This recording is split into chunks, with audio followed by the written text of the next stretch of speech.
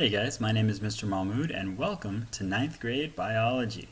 I run things a little bit differently in my class, and what better way to explain that to you than by doing my syllabus a little differently as well. So this is a flipped syllabus, and I'll explain what the flipped model means here a little bit later.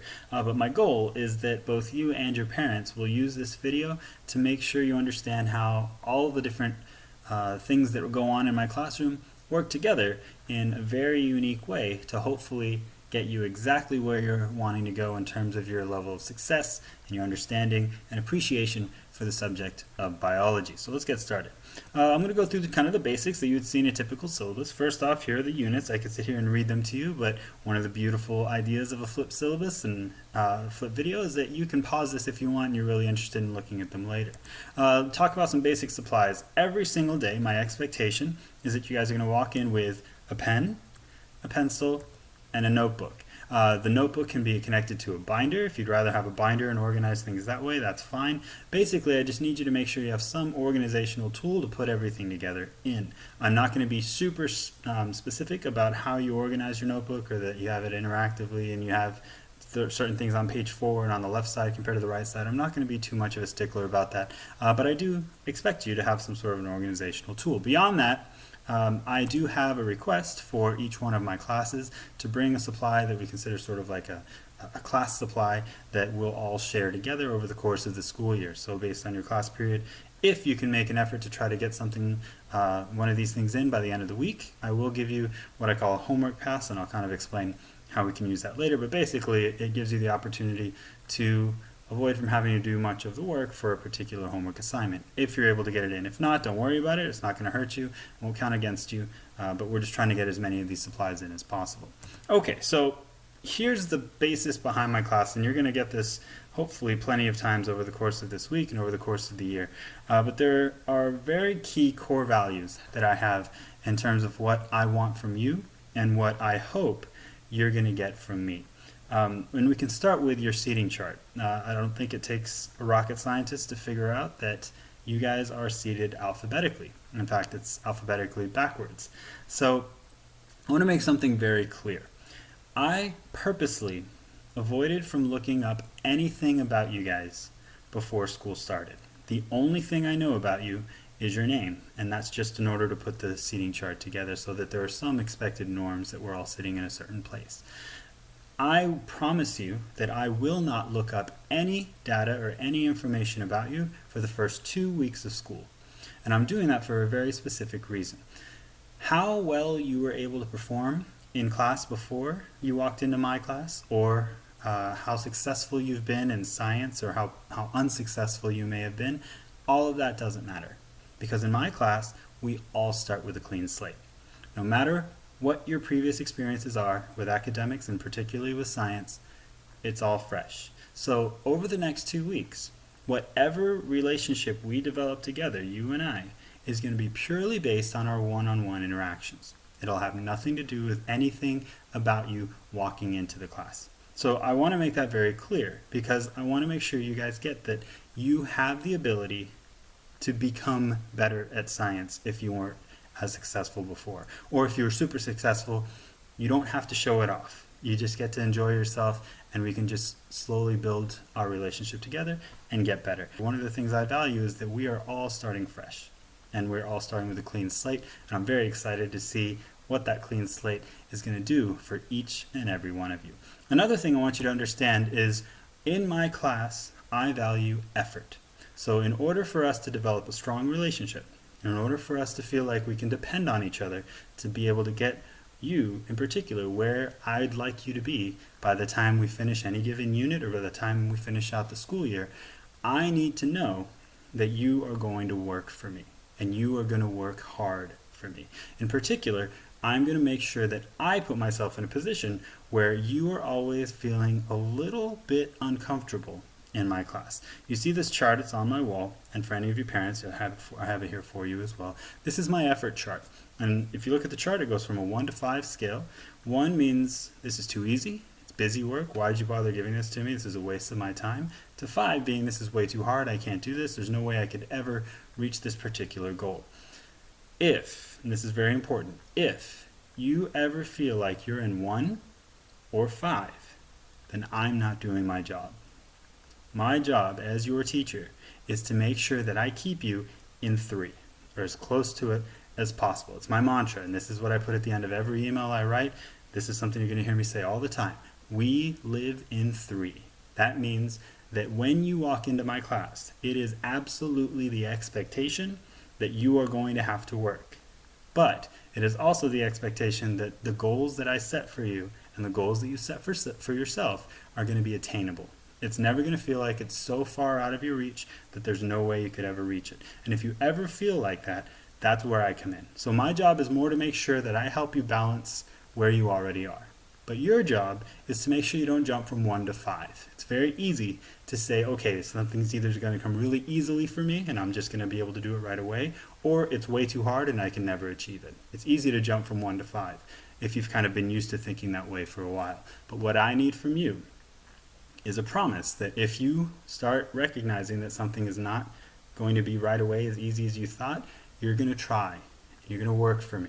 So if you can promise me that, if you promise me you're going to put some effort in and really make the effort to try to reach a goal, I promise you I will keep that goal attainable for you. And I will keep it in that level of 3 so that you actually have the chance to succeed. And my job is to make sure you get there. Okay, so my class is very fluid.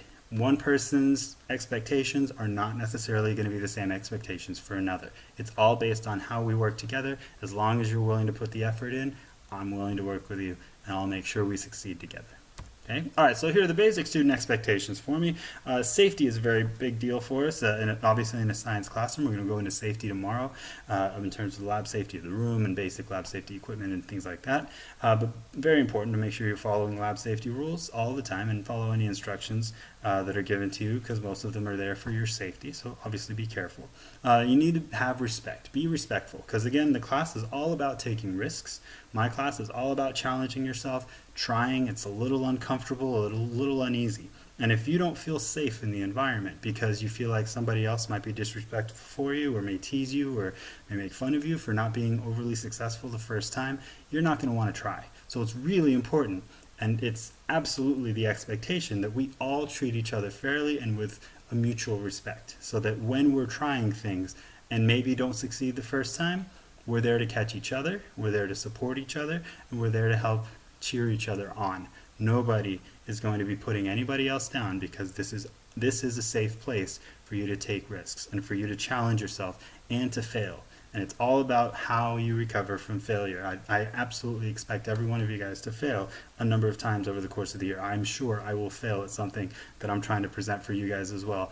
And our goal together is not just to give up on that failure, but to figure out what we can do to recover. And you have to be safe in an environment. You have to feel comfortable in an environment to really be able to take that risk. So it's up to us as a class to always be respectful, take care of ourselves, so that we all feel like we can really challenge ourselves. Okay? Make sure you're on time. That's obviously non-negotiable. There's nothing we can do about that. I know that my room is off kind of in the corner of the building, but it's important that you figure out how to get there on time, how to get yourself seated. Being on time actually means being in your seat when the bell rings. So that is very important. That is absolutely an expectation I'll have of you.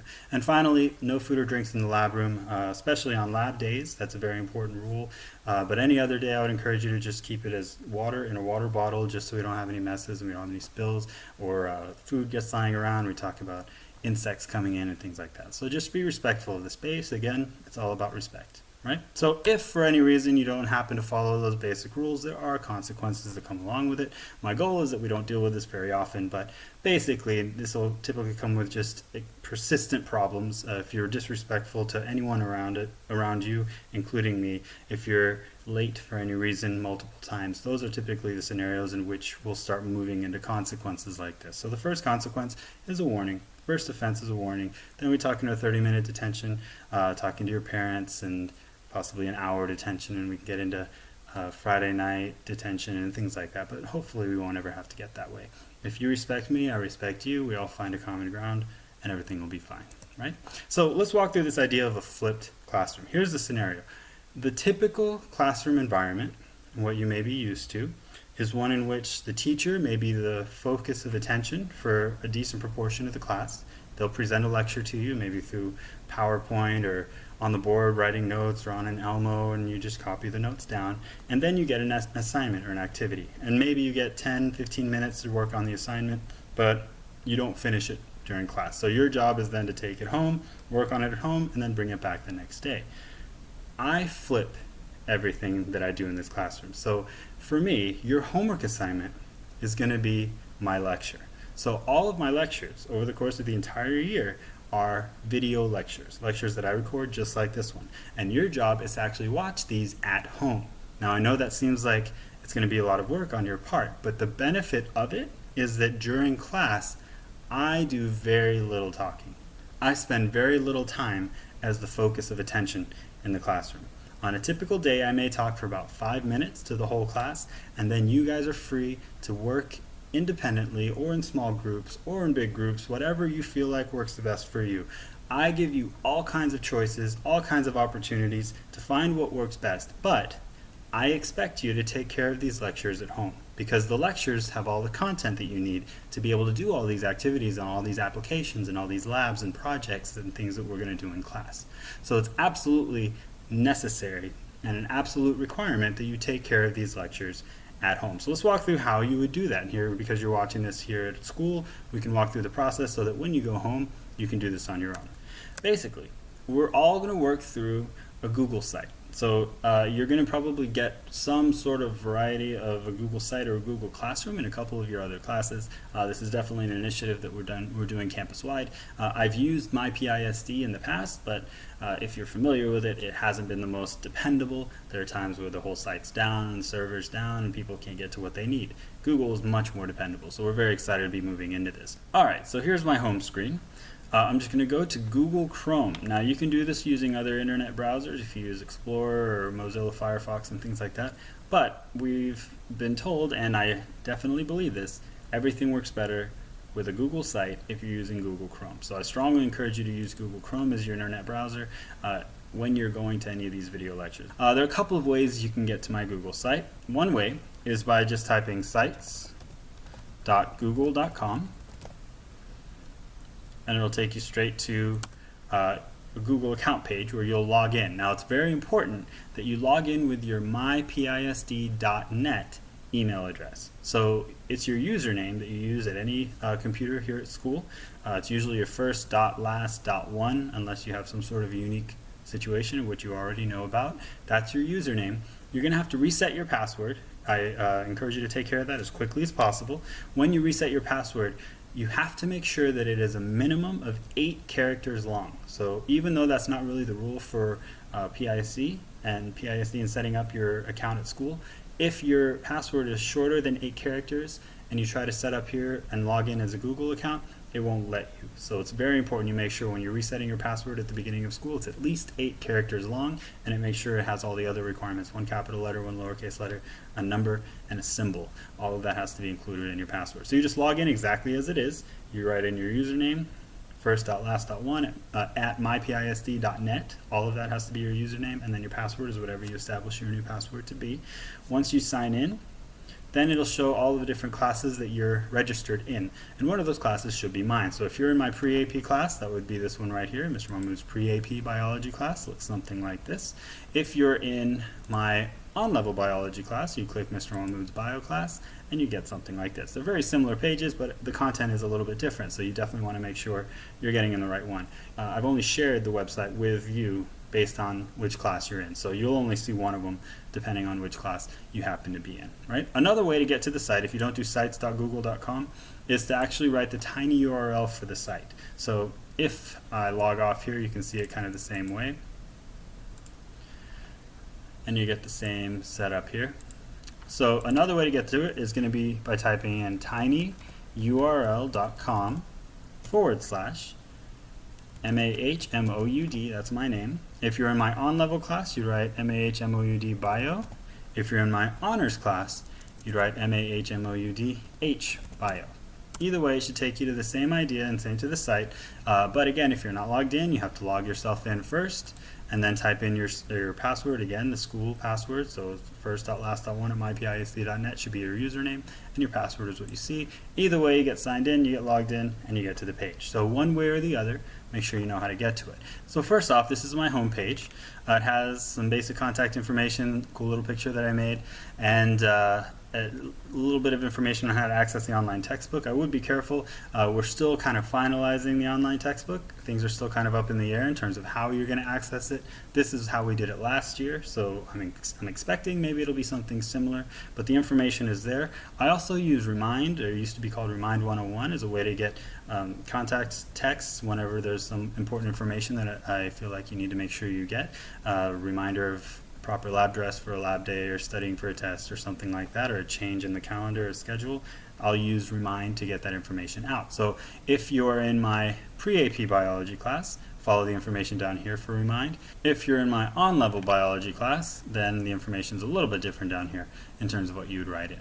But either way, the website works pretty much the same way. So let's say this first set of activities that you're going to be going through in terms of the first week is all on this page of Flip Syllabus /Mindset. Mindset is a very cool thing that I'm going to have you guys learn about as well, and we'll kind of get into our discussion. We'll talk about all the other videos you'd have to watch, but here's the basic layout of everything that you're going to see. So it gives you some basic background of what you're going to be watching, and all of these in blue are the actual links to the videos. Okay, so let's say I'm going to the Mindset lecture.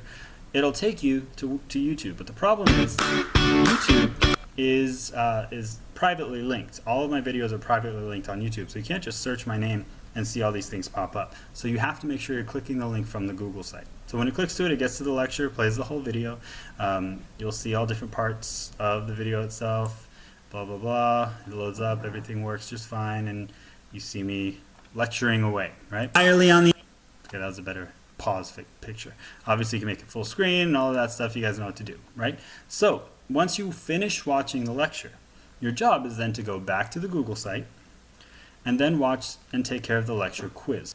And so now let me show you what a quiz looks like for any given lecture. We'll do the Flip Syllabus quiz for this one. So you guys are watching the syllabus now. My expectation is that by August 25th, so by tomorrow, you take care of the quiz. Now every one of these lecture quizzes is a Google Doc, and it immediately links and sends to myself whenever you click submit. So my responsibility and my expectation for you is to make sure it's up and ready to go for you at any time, and when you submit the quiz, it must be submitted by midnight of the due date. So if you're, for example, this syllabus that you're watching, the lecture quiz is due by tomorrow, the 25th, by midnight at night. So the night going into August 26th, or the night going into Wednesday, Tuesday night by midnight, this first lecture is due. So in order for you to get credit for the lecture, you have to take the quiz. Okay, so you go to the quiz here underneath. Here's one example for the Flip Syllabus. All the lecture quizzes are kind of set up the same way. They have the expectation that you just write your first and last name. It really doesn't matter who's logged into the computer or who's logged into Google, because it's the first and last name that gets submitted to me. You put in your period or class number, choose from the right one. It's very important that you make sure you're getting the right one, because when I sort it and you didn't put the right class number, I may not realize that you've submitted the quiz. So to make sure you get credit, make sure all that information is correct. Then for each question, it's usually a 5-question quiz, you get options, and you just choose the one that you think is correct. And then when you're done, you would click the submit button here at the bottom. Now once you click submit, it gets sent immediately to me, and I give you credit. It's 5 questions, so they're 20 points apiece. If you got all 5 questions right, you get 100, right? If you get 3 out of 5, you get a 60. If you get 1 out of 5, you get a 20. And that, whatever that grade is, I'll post for you so you can see it in your grade book.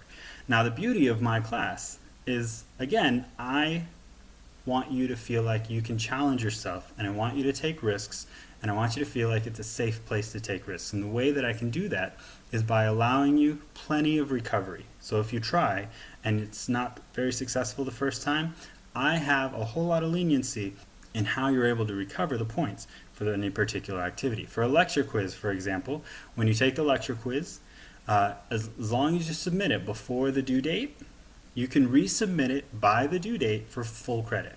So let's say you took the lecture quiz tonight for this Flip Syllabus and you made an 80, and you weren't happy with the 80, you want the 100. You are welcome to submit it again tomorrow, and when you submit it, as long as it's before midnight and you get all the questions right, you get full credit. Now, you can't ask me which questions you missed, but I will be happy to tell you what your grade was. Now, after the due date, let's say that you want to submit this quiz after tomorrow at midnight, then the best score you can make, the highest score you can make, is an 80.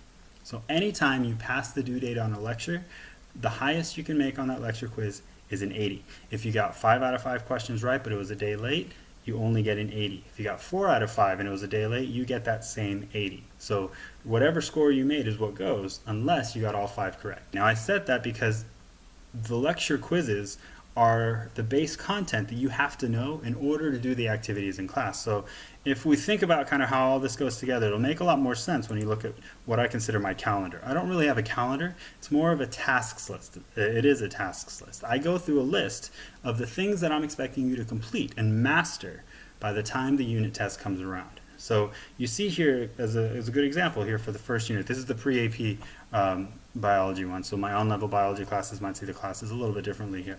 But you see how things are set up. So my expectation is that you take care of the flipped syllabus quiz by tomorrow, by the 25th of August. As long as you submit it before midnight, whatever score you make is the score you get. Now do keep in mind, I only take your final submission for any given day. So if you submit something 2 times, if you submit a quiz twice, like one right after the other, I take your second one. So I always take the last one that you've submitted for that 24-hour period.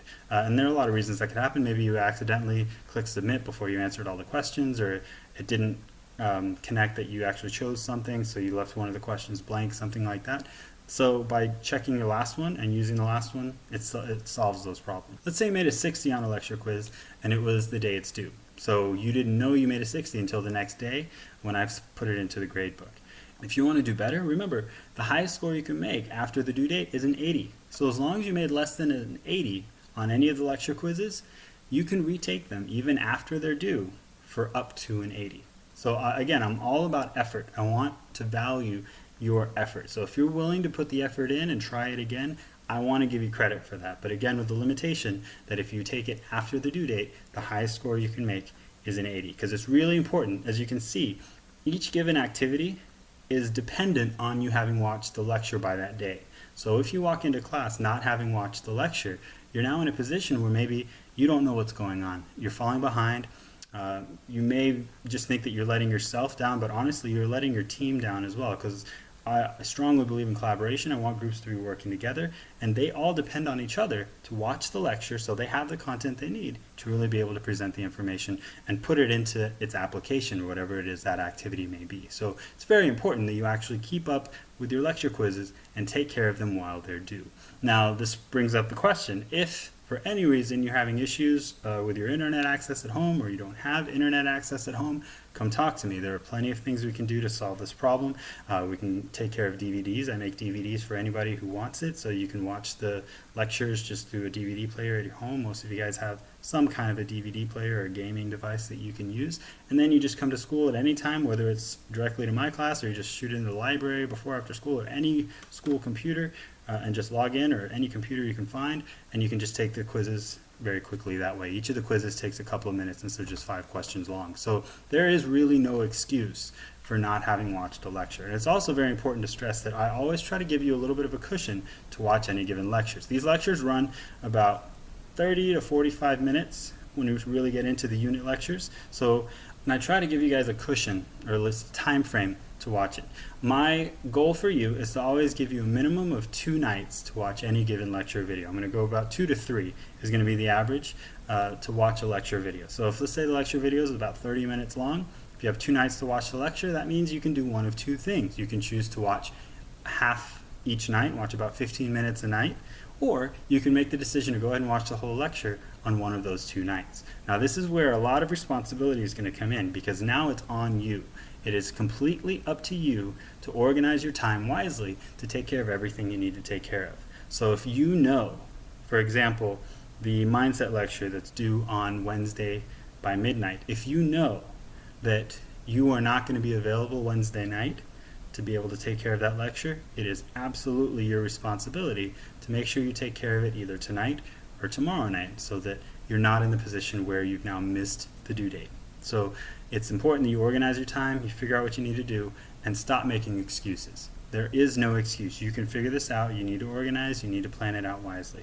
I will make every effort to keep you from ever having to watch a lecture that's due on a Friday, because I know so many of you guys are involved in activities with Thursday night athletics. But there are exceptions, and you can see here there's one exception. So you are going to actually have a lecture due by Friday of this week. So if you know you're going to be busy Thursday night, plan accordingly, take care of something a little early, right? So that's basically how this class works. And as long as you can get things taken care of over that period, then you get full credit for it, with the exception of the lecture dates.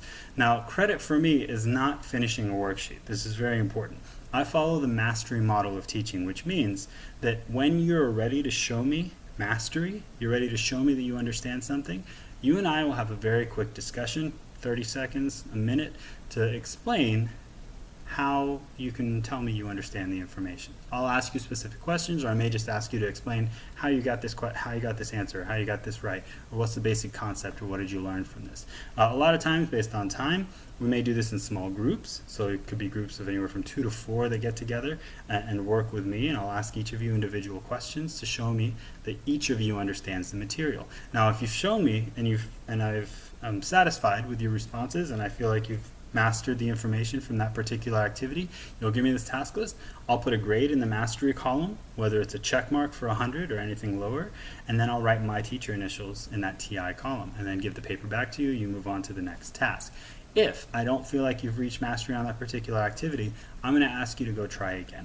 I'm not going to put any sort of a negative grade. I'm not going to put a 0. I'm not going to put anything there. I'm just going to leave it blank. But I'm going to ask you to go back and continue to work on it. Maybe you can work with your friends who have mastered it so they can help you kind of organize your thoughts a little bit, and then you can come back. So I'm all about recovery. I want you to try, take risks, challenge yourself. It's a little intimidating at first if you're not used to it, but you're going to feel very quickly that I'm here for you, and I'm ready to work with you to make sure that you get to that mastery level.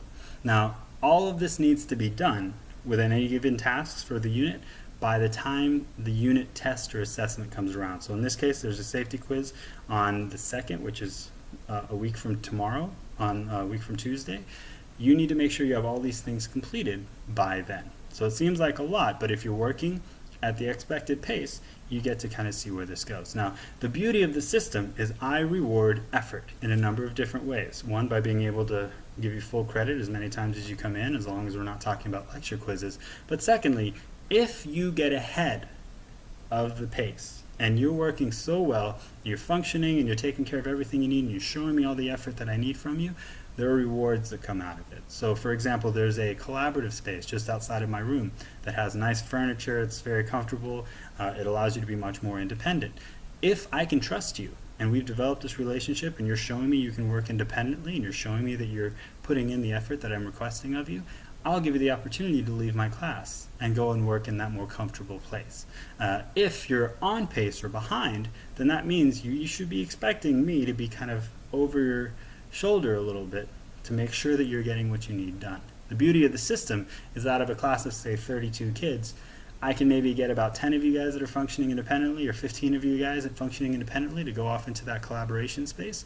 And now I can really focus my time on the 10 or 15 kids that need it the most. And that's where this comes in, and that's what I'm really excited about, because that gives me the chance to get to those kids that maybe feel like the effort level is a little too high, and I can help get them where they need to be to feel a little more comfortable and actually be able to get everything done. So it's a system that works beautifully. I've been very successful at reaching every single one of my kids in this system, and I'm really excited to do the same thing for you guys. So let's get back and finish out this little syllabus discussion. All right, for test analysis and recovery, whenever we do take a unit test, the test is not the end of the unit. It's just the last chance we get in class to actually learn any new information. And we do kind of move on to a new unit from that point, but we always commit time in class to doing an analysis of a test. And the analysis is broken down by a particular target. And you're going to see what the study guides look like here over the next few days. And you'll see that all of our activities and all of our lessons are broken down into targets, general concepts, big ideas that you need to make sure you know over the course of a unit. And so the whole test is written to kind of follow those targets, and you can use those targets to help you study and prepare for the test to make sure you're ready to answer any questions that could be thrown out to you. Now, when we're done with the test and give it back to you, we break down the whole test into those targets. So you can see this is one example of a test analysis. This was a 33 question test, and it's broken up. So you know that there were 6 questions particularly on target 1. So whatever target 1 might have been, you knew there were 6 questions that specifically focused on it. And by doing this kind of an analysis, you can really learn more about where you were in terms of your preparation and understanding for that particular test. Let's say you made a 50 on the test, and you pretty much just feel bad about it. You pretty much feel like there's nothing that you were successful in for that entire unit. But then when you do this analysis, you may realize that you are actually really good at targets 1 and 3. But it was targets 2 and 4 that really killed you.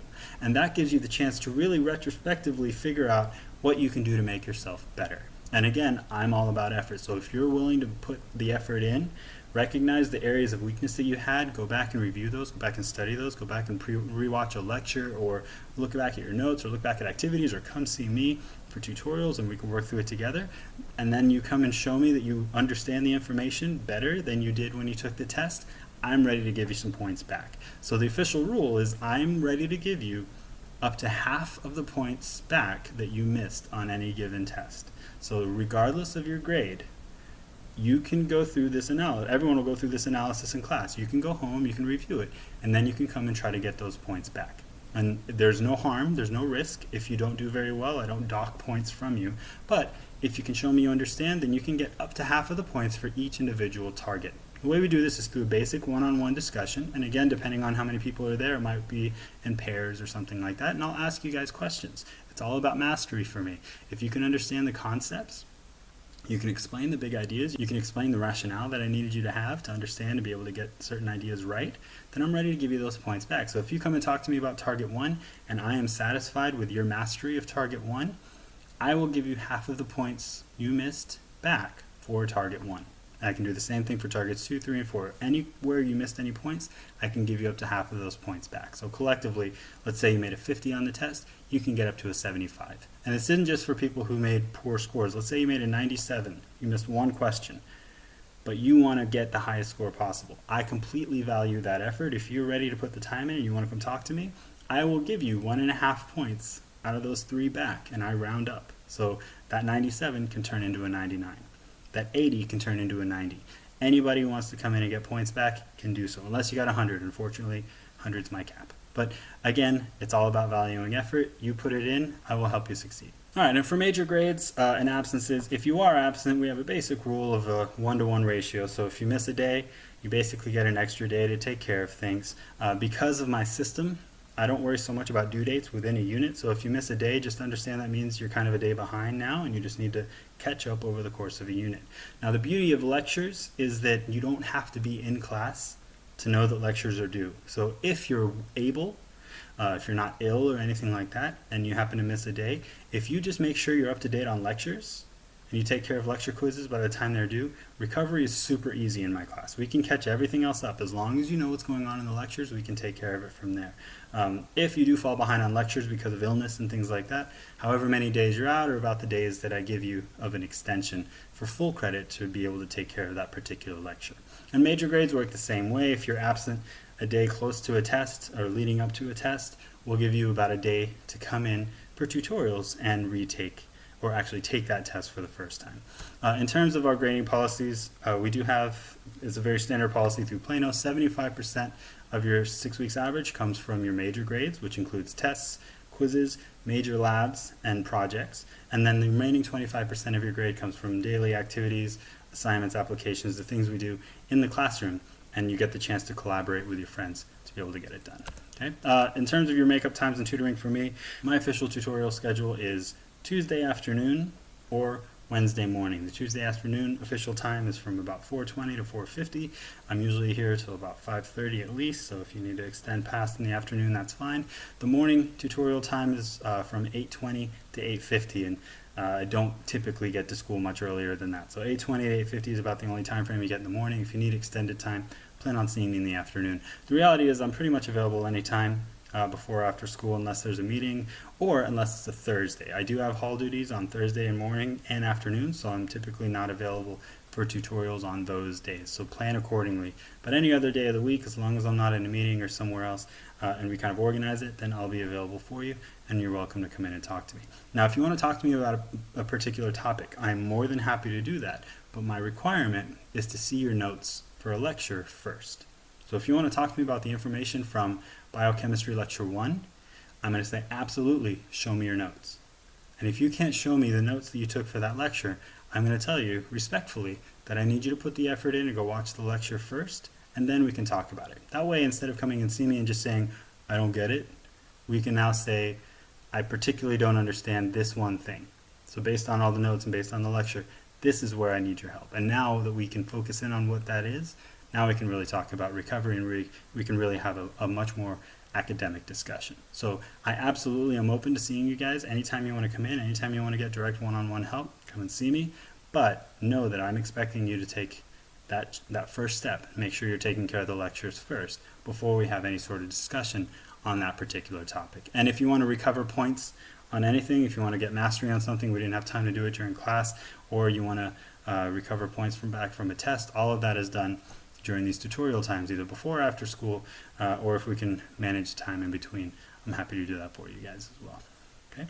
And then finally, there are, with any syllabus, understand that it's all pretty fluid and it's open to change, and that I have the right to make adjustments. But of course, I'll make sure you're well aware of it, and I give you plenty of time to adjust yourselves to make sure that we all work out. Again, my goal is for you to be successful. So here's my contact info for you and for parents. Anybody interested in getting a hold of me, email is the best form of contact. I can almost guarantee you that I will be responding to your email within a fairly short period of time. 24 hours is kind of our rule, but I try to make sure I respond as quickly as possible whenever I do get an email that's of any sort of importance from either a student or a parent. So that's about it, guys. It's going to be fun. It's a lot of different stuff. It's going to be a challenge at first, but hopefully you'll get used to the system. It's very consistent. You're going to be just expecting things to happen a certain way. And the class, even though it seems chaotic, is awesome. Different things are happening all the time. Different people are doing different things, and we're all working together to make it successful. All right, guys, just make sure you take care of the quiz for this by tomorrow at midnight. See you around.